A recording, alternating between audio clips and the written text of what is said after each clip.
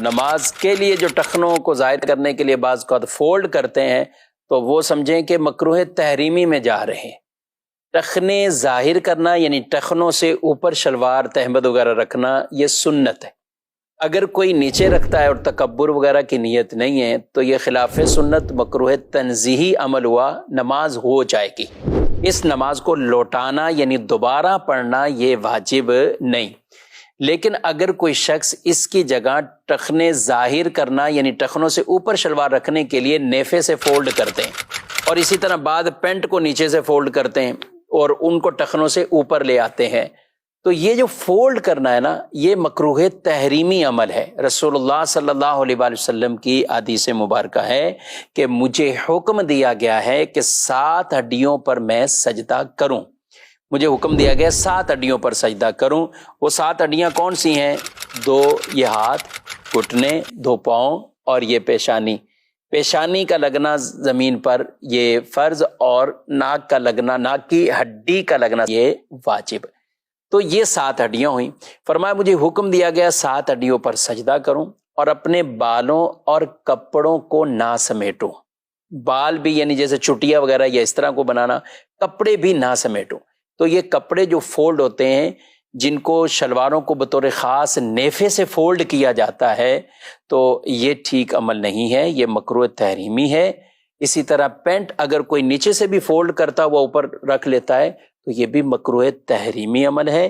وہ نماز کو واجب الاعادہ بنا دیں گے، یعنی وہ نمازیں واجب الاعادہ ہو جائیں گی، ان کو دوبارہ پڑھنا واجب ہو جائے گا۔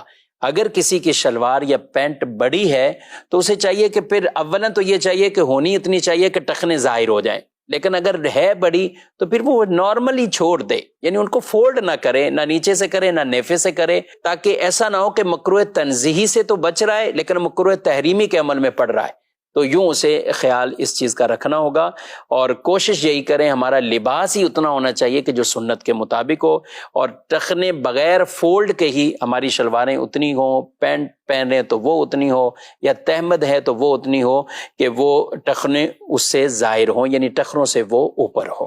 اس چیز کا خیال اگر نمازی حضرات رکھیں گے، ہم بکثرت شہروں کے اندر جو افراد رہتے ہیں تو وہ پینٹ کے ساتھ یہی معاملہ کرتے ہیں، عام حالت میں پینٹ نیچے ہوتی ہے اور نماز کے لیے اس کو فولڈ کر کے کوئی آدھی پنڈری پہ کوئی پتہ نہیں کہاں لے کے جا رہا ہوتا ہے، تو ان کی نمازیں مکروہ تحریمی ہو رہی ہوتی ہیں۔ یہ خود بھی مسئلہ سمجھنا چاہیے اور اپنے دوسرے بھائیوں تک بھی اس مسئلے کو پہنچانا چاہیے۔ ہاتھ کے بعض اوقات یہ کلائیاں آدمی وضو کر کے آتا ہے، تو اب یہ وضو کیا اور اب یہ وضو کر کے آئے ہیں، اب اسی طرح ہی آپ نماز شروع کریں گے کہ تو یہ نماز بھی مکروہ تحریمی ہے، یہ نماز بھی آپ، جی ہاں، یہ نماز آپ کی مکروہ تحریمی، یعنی اس نماز کو بھی دوبارہ پڑھنا یہ واجب ہوگا۔ ہاں کوئی ایک آدھا بل ہوتا ہے بعض اوقات وہ رہ جاتا ہے ان آستینوں کا، تو اس سے نماز مکروہ تحریمی نہیں ہوتی۔ اب مثال کے طور پہ یہ ہیں، اب کسی کی یہ ایک بل ہے اور یہ ہاف کلائی تک بھی نہیں ہے، یعنی آدھی کلائی سے تک، آدھی کلائی سے کم ہے، تو یہ معافی کی صورت ہے، یہ عف ہے، یہ معاف ہے۔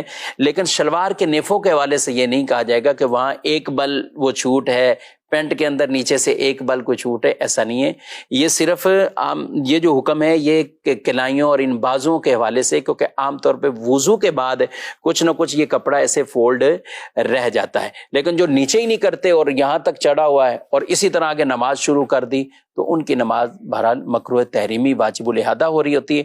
یہ دین کے مسائل جب ہم سیکھیں گے، سمجھیں گے، اور نماز کو جیسا حکم ہے ویسا پڑھنا ہے۔ جی ہاں، فرمایا جس نے وضو کیا ویسا جیسا حکم تھا اور نماز پڑھی ویسے جیسا حکم تھا، اس کے گناہ اللہ بخش دیتا ہے۔ تو بخشش بھی چاہیے، تو ان احکامات کو پورا کما حقہ ہمیں بجا لانا یہ بہت اہم اور ضروری ہے۔ اللہ پاک مجھے آپ کو عمل کی توفیق عطا فرمائے۔